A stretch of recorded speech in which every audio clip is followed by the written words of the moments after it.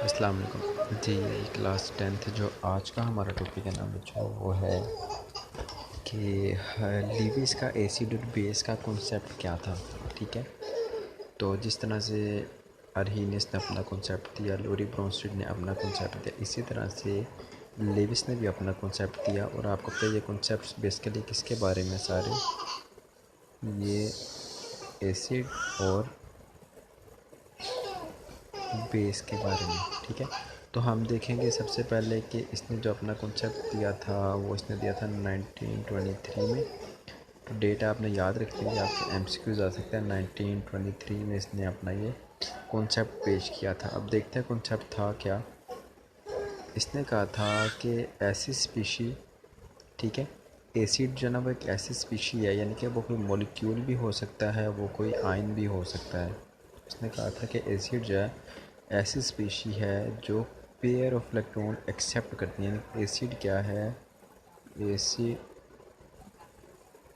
Accept करता है, किसको एक्सेप्ट करता है, इलेक्ट्रॉन के पेयर को। पेयर ऑफ इलेक्ट्रॉन का मतलब है हमारे पास कितने इलेक्ट्रॉन होंगे, 2 इलेक्ट्रॉन होंगे। ठीक है, पेयर का मतलब होता है ना 2। Pair of shoes, pair of clothes, तो मतलब 2 चीज़ें होती हैं पेयर में। तो एसिड ऐसे स्पीशी को कहते हैं जो एक इलेक्ट्रॉन के पेयर को एक्सेप्ट कर सकता है। और इसका अगर आप ऑपोजिट करो तो बेस हमारे पास क्या होगा कि ऐसा मॉलिक्यूल भी हो सकता है, कोई आयन भी हो सकता है, ठीक है, कुछ भी हो सकता है, कोई सब्सटेंस हो सकता है।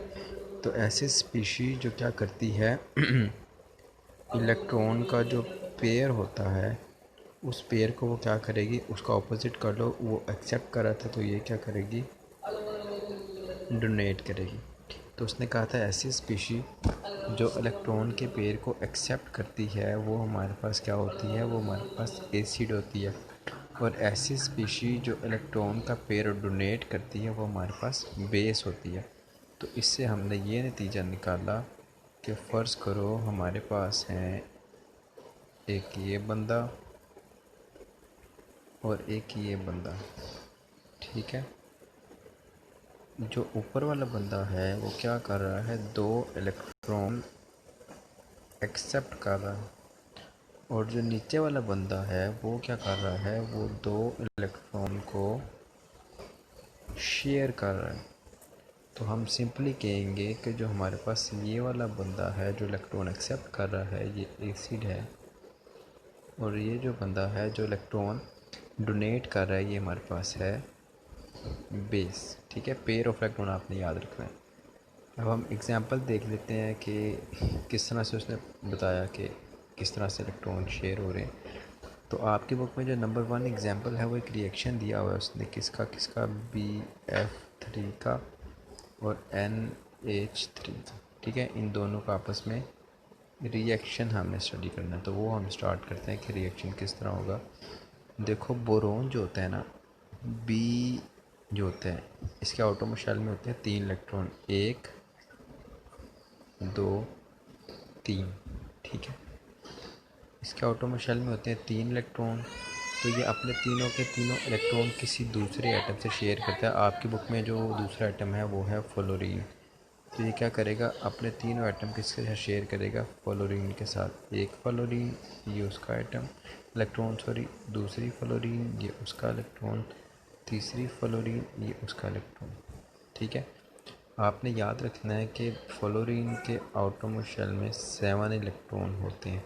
तो अब फ्लोरीन ने क्या किया कि अपना इलेक्ट्रॉन शेयर किया बोरोन के साथ। तो अब फ्लोरीन के कितने कंप्लीट हो गए, 8 कंप्लीट हो गए। पहले 7 थे तो 8 हो गए, 7 इसके भी इसके 7 थे 8 हो गए, इसके 7 थे 8 हो गए, इसके 7 थे 8 हो गए।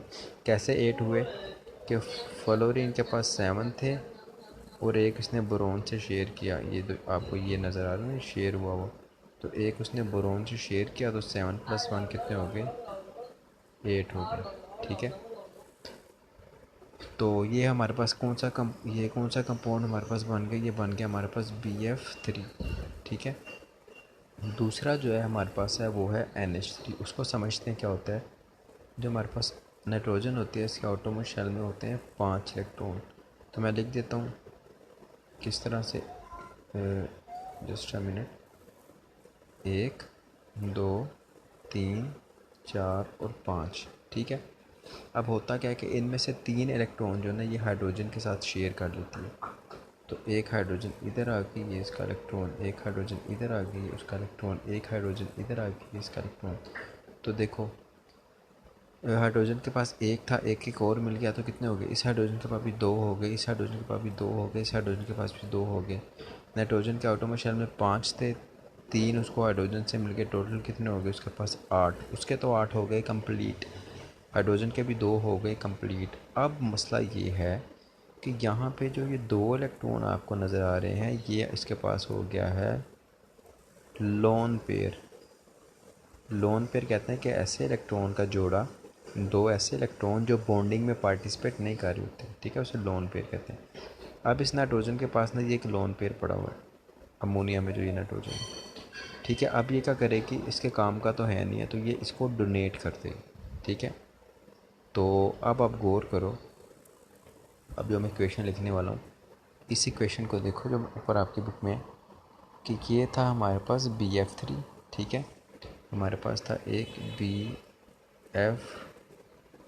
F और F, इस वाले F को हम थोड़ा सा इस साइड पर लिख देते हैं। तो हमारे पास आ गया BF3, ठीक है। और ये मिल रहा है किसके साथ? NH3 के साथ, NHH, NHH, और यहाँ पे इसके 2 इलेक्ट्रॉन एक्स्ट्रा पड़े थे। अब हम इनके इलेक्ट्रॉन्स गिनते हैं कि इलेक्ट्रॉन की ज़रूरत किसको है। बोरोन के पास कितने हैं? 2, 2 4 और 2 6। बोरोन के पास हैं 6, होने कितने चाहिए असूली तौर पे? 8। कितने कम है? 8 माइनस 6, कमी है इसकी 2 की। इसका मतलब है कि BF3 में जो बोरोन है अभी भी इसको 2 इलेक्ट्रॉन चाहिए। इसका मतलब है ये 2 इलेक्ट्रॉन क्या करेगा? एक्सेप्ट करेगा। तो जो चीज़ इलेक्ट्रॉन एक्सेप्ट करती है वो एज आ एसिड काम करती है। तो इस रिएक्शन में ये बोरोन है, ये एज आ एसिड एक्ट कर रहा है। और अमोनिया में हाइड्रोजन के भी कंप्लीट थे, तीनों के तीनों, नाइट्रोजन के भी 8 इलेक्ट्रॉन पूरे हैं, ठीक है। जिस तरह कैसे 8 मैंने आपको बताया था किस तरह हुए, ठीक है। तो अब देखो, अब इसके पास ये जो एक लोन पेयर पड़ा है, क्योंकि इसने 3 से तो बॉन्ड बना लिया, अब ये 2 इसके पास एक्स्ट्रा पड़े हुए हैं, ये क्या करेगी? इनको डोनेट करेगी। तो जो स्पीशी इलेक्ट्रॉन डोनेट करती है वो हमारे पास क्या होती है? बेस होती है, ठीक है। तो इस रिएक्शन में BF3 एज अ एसिड काम कर रहा है अकॉर्डिंग टू लेविस कॉन्सेप्ट, और NH3 एज अ बेस काम कर रही है अकॉर्डिंग टू लेविस कॉन्सेप्ट, ठीक है। तो फिर अब रिएक्शन देख लो, आपकी बुक में रिएक्शन गिवन भी है। आपको दोनों रिएक्शंस के दरमियान एक एरो नज़र आ रहा होगा, ये वाला एरो, ठीक है।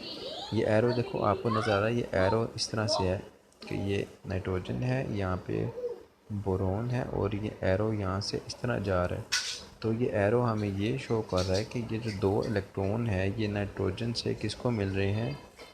ये बोरोन को मिल रहे हैं, ठीक है। तो जब देखो इस तरह से 2 स्पीशीज़ आपस में मिलती हैं तो इनके मिलने से एक फ़ाइनल प्रोडक्ट हमारे पास बनती है इस तरह से। तो यहाँ पे आ गई हमारे पास फ्लोरीन, फिर था हमारे पास बोरोन, यहाँ भी था F, यहाँ पे भी था F, ठीक है। मिल के से रहा था अमोनिया से NH3H, और इसके पास 2 इलेक्ट्रॉन थे, ये 2 इलेक्ट्रॉन वो किसको दे रही थी? नाइट्रोजन वो दे रही थी बोरोन को। तो इस बार हम इस लाइन को बिल्कुल स्ट्रेट करके शो कर देंगे कि इसने अपने 2 इलेक्ट्रॉन किसके साथ शेयर कर दिए हैं? बोरोन के साथ, ठीक है। तो इसने अपने 2 इलेक्ट्रॉन शेयर कर दिए, किसको दे दिए? अपने 2 इलेक्ट्रॉन बोरोन को दे दिए। तो इस तरह से जो बॉन्ड बनता है ना, ये जो आपको ये दरमियान में ये बॉन्ड नज़र आ रहा है, ये बॉन्ड, ये आपने नाइन्थ में था कोऑर्डिनेट कोवलेंट बॉन्ड के 2 एटम है। सपोज़ हमारे पास 2 एटम है A और B, उनके दरमियान कोई बॉन्ड बन रहा है, और बॉन्ड इस तरह बना है कि सिर्फ एक ही एटम इलेक्ट्रॉन शेयर कर रहा है, दूसरा कुछ भी नहीं कर रहा, सिर्फ एक एटम इलेक्ट्रॉन शेयर कर रहा है। मतलब आप बर्गर खाने गए हो तो सारे के सारे पैसे आप दे रहे हो, आपका दोस्त कुछ भी नहीं दे रहा, वो सिर्फ खा रहा है बैठ के। तो इस तरह के बॉन्ड को बोलते हैं कोऑर्डिनेट कोवलेंट बॉन्ड, ठीक है। तो इनके दरमियान कोऑर्डिनेट कोवलेंट बॉन्ड बनता है।